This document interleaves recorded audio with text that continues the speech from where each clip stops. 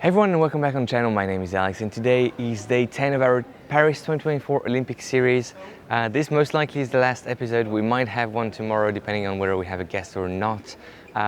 Today in Paris, nevertheless it's our last day in Paris as well. Thank you so much to everyone who watched and tuned in on a daily basis. And with that, let's move on to today's fun fact. And today's fun fact is linked with the open marathon that happened last night. It was also an open 10K, and the figure is the number of participants in each race.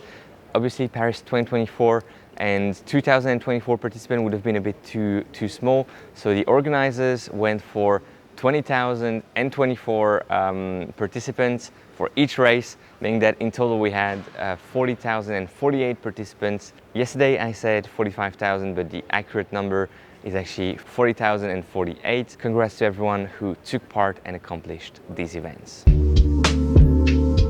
Let's move on to today's schedule, which unfortunately is really short. We only have the women's marathon at 8 a.m. and then it's over for athletics and track and field marathon racing in general are done after this event. Good luck to the women racing. We're just about to go see them at the start line and yeah, let's see what happens.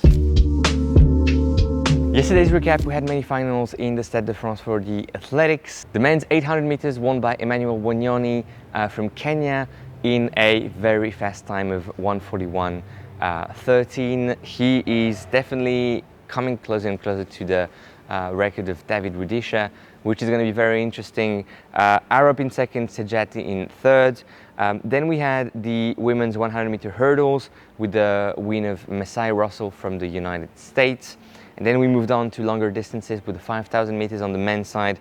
Jakob Ingebrigtsen getting a redemption after that upset in the 1500 meter final. He won the event, followed by Ronald Kwemoy from Kenya and Grant Fisher getting a second medal at the Olympics after the one he got in the 10,000 meters. Really amazing from Grant Fisher, congrats to him. Then we moved to the women's 1500 meters. Faith Kipyegon, reigning as the 1500 queen, got the Olympic title in that event, followed by Jessica Hall from Australia and Georgia Bell from the United Kingdom. That was a really good race, really good race. I think Gudaf Tsegay was really the one that struggled most, and overall through the Olympics she didn't have the best event. Hopefully she will return to her best level and compete again at that best level very soon. And last but not least, we had the 4x400 finals last night in the Stade de France. Both of the events were won by the United States. I think the biggest surprise, or one of the surprises, was to see Botswana in silver in the men's event. Very nice from Botswana, not just Let's say Tebogo, but in general the country coming strong for sprint events. And with that out of the way, let's move on to the brand rankings. And these brand rankings are almost final. We're only missing 3 brands, 3 podium spots for the women's marathon.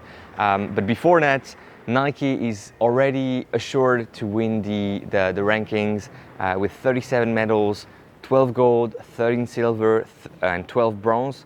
Adidas in second will not be endangered by the third, so also Adidas will be in silver for sure.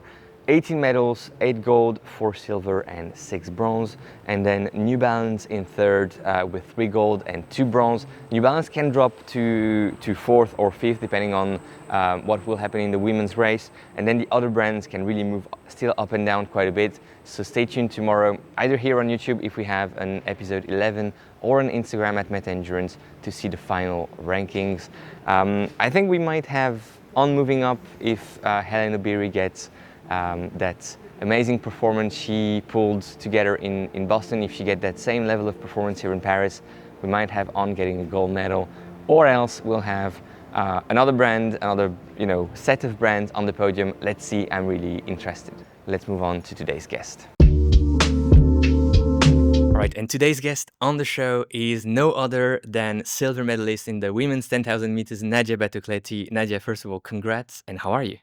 Thank you. I'm fine. I'm so satisfied. For me right now, it's like to be in a dream. Awesome. The first question is very random, but we ask the same to all of our guests. Why running? I choose running because after the race, when I was a child, I started to play with my friends. So when I was child, I did a lot of sports, golf, swimming, cycling. So then I choose running because I really enjoy the after race. The second question is obviously you will remember from Paris your amazing races, two of them, and this one in particular, I imagine. But what else will you remember from the Paris Olympics in 2024? Probably the atmosphere. It's really insane. I can imagine to running in a stadium full like yesterday and the other day. Yeah, it was really intense in the stadium. Third question: if you could take a coffee or have lunch with an athlete who competed in the games in your sport or any other sport, who would you pick? I don't know. Probably, let me see. Sydney McLaughlin was.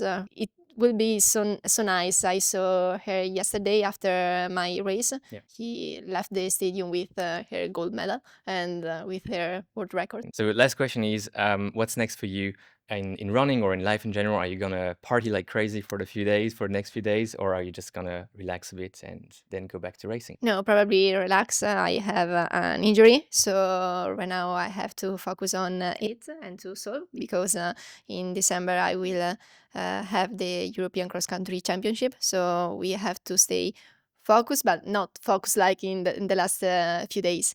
So yeah, probably I'll do some party with my family. Thank you so much, Nadia. Thank you. Thank you. I hope you enjoyed this chat with Nadia. What a great champion. Again, like I said, thanks so much for watching this series. There's a playlist here if you want to relive the Olympics. I'm almost a bit sad to be leaving Paris, but more racing soon on this channel. Thanks for watching. Enjoy your run today, enjoy your ride, and go beyond your limits.